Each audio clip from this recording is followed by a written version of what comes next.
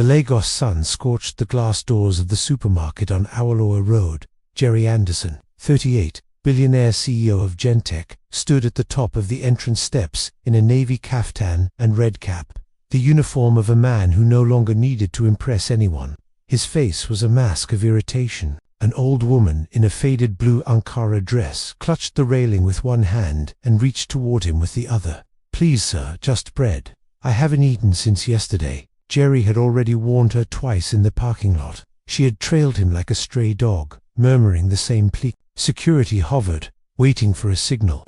Jerry raised his right hand, palm open, anger and something close to shame wrestling inside his chest. Then a voice, calm and clear, cut through the heat. "Don't. She's your mother." Every head turned. At the foot of the steps stood a young woman in a threadbare ash-colored gown, hem stiff with dried mud. Jerry's hand froze mid-air. What? Your mother?" the young woman repeated. "Don't touch her." For a moment the whole street seemed to pause. Okadas, hawkers, even the breeze.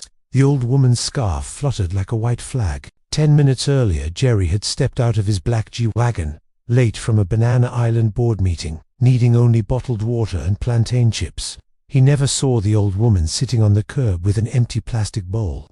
He never saw the young woman watching from beneath the pedestrian bridge. Now he stared at the stranger who had just rewritten his life. "Who are you?" he asked, voice low. "My name is Amara. I read faces. I saw hers. I saw yours. Same mouth, same pain in the eyes. And this." She stepped forward, gentle, and lifted the old woman's thin wrist. Beneath the frayed sleeve was a small dark birthmark shaped like a comma. "Show yours," Amara said quietly. Jerry hesitated. His driver shifted uneasily. Then slowly, almost against his will, Jerry rolled up his own sleeve. The same mark. Exact. A sound rose from the crowd, not loud, just a collective inhale, the sound of 1,000 small doors opening inside 1,000 chests. Jerry dropped to his knees on the hot concrete. The old woman's trembling hands found his face. "Jerry," she whispered, as though tasting the name after 15 silent years. "My Jerry." He pressed his forehead to her palms. "Mama, where have you been?" She swayed. Hunger, heat, and 15 years of grief finally won. Jerry caught her before she fell. "Hospital. Now," he barked. In the cool blast of the SUV, Amara cradled the old woman's head in her lap, while Jerry held her hand, like a child, afraid the dark would snatch it away. "Mama, stay with me." The woman's eyes fluttered. "You still frown like your father when you're angry," she murmured, and managed the ghost of a smile. Jerry laughed and cried at the same time. At the private hospital in Ikwiji, the doctors worked fast. Malnutrition, dehydration, old scars on the wrists that looked suspiciously like restraint marks. They stabilized her. Later, when she slept, a nurse brought Jerry a small bundle wrapped in gauze. "We found this sewn inside the lining of her dress, a single rusted chain link." Jerry stared at it until the metal burned his palm. That night he made 2 calls. First to the best private investigator in West Africa. Second to his uncle in Abuja, the man who had comforted him at an empty coffin 15 years ago, who had helped him take the reins of the family company when he was barely 23. Uncle Chike did not pick up. 3 days later, Madame Amaka, real name, Teresa Anderson, was strong enough to speak. She told them everything. How Uncle Chike, terrified she would contest the will that left everything to her son only when he turned 35, had paid men to make her disappear. How she was kept in the cellar of a house in Matama for 12 years. How the man paid to guard her died suddenly, and she escaped, half mad, into the streets of Abuja, then Lagos, searching every young man's face for her son. Jerry listened without moving. When she finished, the room was so quiet they could hear the drip of the four. He kissed his mother's forehead. Then he turned to Amara, who had not left the hospital once. "You gave me my mother back," he said. "Name anything." Amara looked at the woman who was now family, then at the man whose heart she had just saved from becoming stone. "I only want a job," she said quietly, "and somewhere to sleep that isn't under a bridge." Jerry smiled for the first time in days. Done and done. 6 months later, Madame Teresa Anderson sat in the garden of her son's mansion in Ikoyi, rocking her grandson Samuel on her lap, while jasmine scented the evening air. Amara, now head of special projects at Gentech, sharp in a peach blouse and pencil skirt, leaned against her husband's shoulder. Jerry's arm was around her waist, thumb tracing small circles the way he did whenever he remembered how close he had come to losing everything. Uncle Chike was in Kirakiri, awaiting trial. The chain link had been enough to open the floodgates. Old staff talked. Bank transfers surfaced. A forgotten guard confessed. Justice had been slow, but it had come. Jerry looked at the two women who had pulled him out of darkness and felt something he had never known he was missing. Peace. He pressed a kiss to Amara's temple. "Thank you," he whispered, for the 1000th time. She smiled, the same steady smile that had once stopped a hand mid-slap.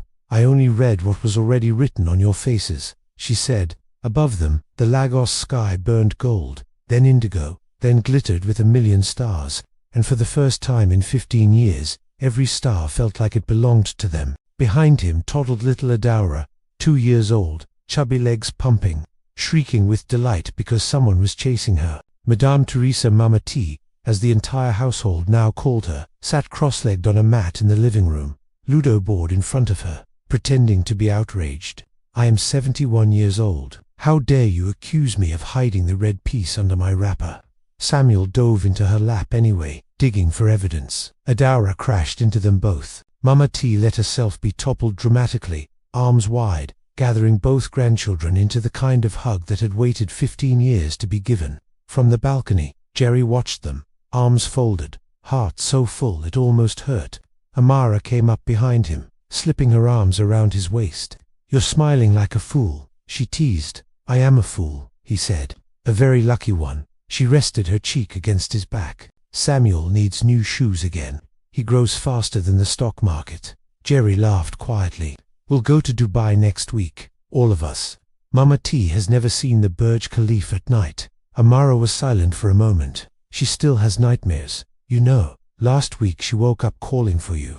Thought she was back in the cellar." Jerry's arms tightened around hers. "I know. I heard her. I went and sat with her until she slept again."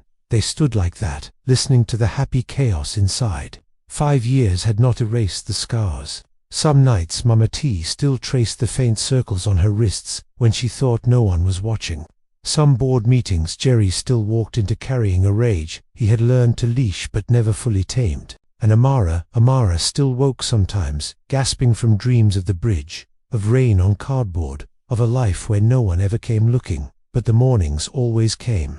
And the mornings belonged to them.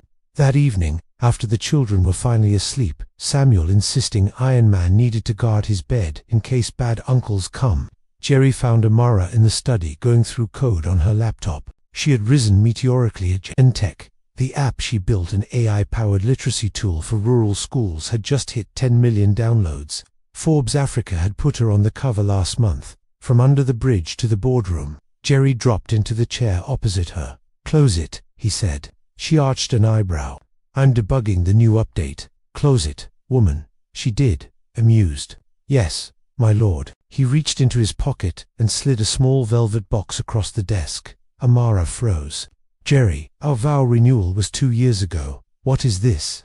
"Open it." Inside was a pendant, white gold, shaped like a tiny comma. On the back, engraved in script so small it needed a magnifying glass. "You paused my life in the nick of time." She stared at it until her eyes filled. "You remembered," she whispered. "I remember every second of that day on the steps," he said.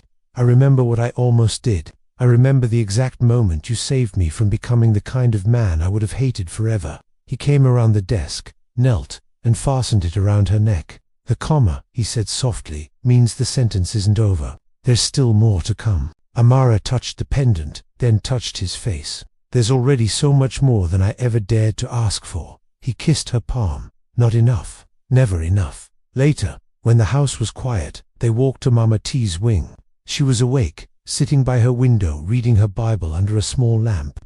Jerry knelt beside her chair the way he had on the supermarket steps all those years ago. "Mama," he said, "tomorrow we're taking you home." She looked confused. "I am home." "No, home before everything.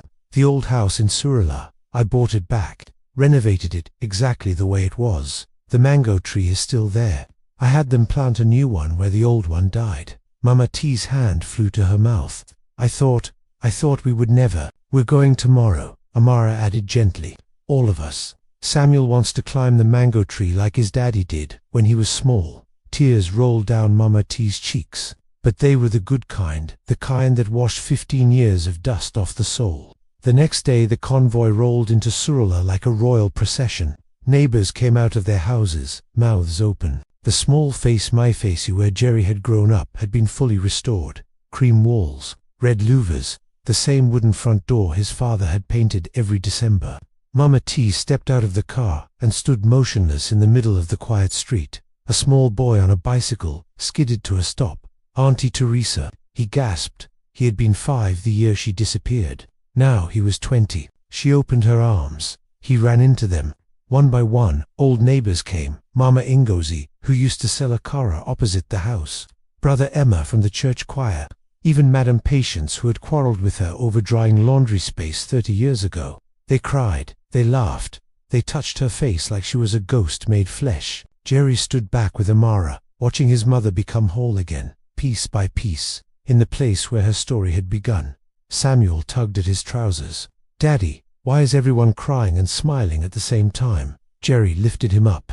"Because sometimes, son, the best kind of tears taste like joy." That night, under the same mango tree that had watched a young widow raise her only child, the family sat on mats eating Mama T's jollof, the way she made it in 2009. Too much tomato, too much love. Fireflies blinked in the dark. Somewhere a radio played old Sunny Aid. Mama T looked around the circle, her son, her daughter-in-law, her grandchildren asleep on wrappers, neighbors who had never forgotten her. She raised her plastic cup of malt. 2 commas, she said, voice trembling but strong. 2 sentences that refused to end.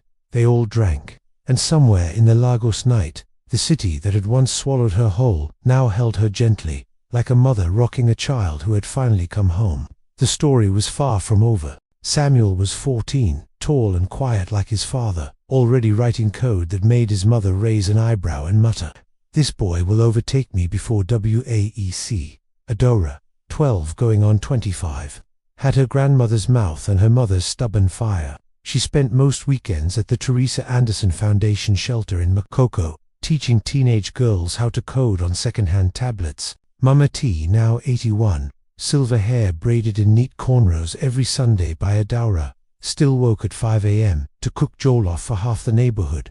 She said her hands had forgotten how to be still after 15 years of chains. Jerry had stepped down as CEO of Gentech 2 years earlier. The company was now worth more than some African countries, and he wanted to spend his mornings drinking gari with old neighbors instead of sitting in boardrooms. Amara had taken the helm, first African woman to run a unicorn tech firm on the continent. Forbes had run out of creative cover lines for her. But the real headline happened on a quiet Tuesday in March. Jerry was in the Surulere house, helping Mama T hang new curtains, when his phone rang. Unknown number. He almost ignored it. Journalists still found ways to get through, but something made him answer. A young voice, trembling with nerves. "Good afternoon, sir. My name is Chidera. I think you knew my father. He asked me to call you if anything ever happened to him." Jerry's hand tightened on the phone. "Who is your father?" A pause. Then, "Samuel Okonkwo. He used to be a driver." "For your uncle," Jerry remembered. One of the men who had guarded the cellar in Metama. The quiet one who sometimes slipped Mama T an extra piece of bread when the others were in tea looking. "He died last week," the boy continued. "Before he passed, he wrote a letter. He said to bring it only to you." In person, Jerry told him to come the next day. Samuel Okonkwo's son arrived on a danfo, clutching a yellow envelope that looked 20 years old. He was 19, thin, wearing his only good shirt. Jerry met him under the mango tree. Mama T brought molten chin-chin without being asked. The boy handed over the envelope with both hands, the way respect is shown in these parts. Inside was a single sheet, folded many times, and a small key taped to the corner. The letter was written in shaky biro. "Mr. Jerry, if you are reading this, I am gone. I was one of the men paid to keep your mother. I took the money, and I have carried the shame every day since. There was a night in 2014 when the boss was drunk. He boasted that the real will, your father's true will, was never destroyed. He said he locked it in the old safe in the Matama house before he sold it. The combination is your mother's birthday, the 8th of December 1963. I do not ask forgiveness. I only want Madam to have what belongs to her. The key opens the back gate if the new owners changed the front. May God forgive me, Samuel." Jerry read it twice. Mama T read it once, and closed her eyes for a long time. That night, the whole family sat under the mango tree again. Even the neighbors sensed something big and kept a respectful distance. Jerry looked at his mother. "We don't have to do this," he said quietly.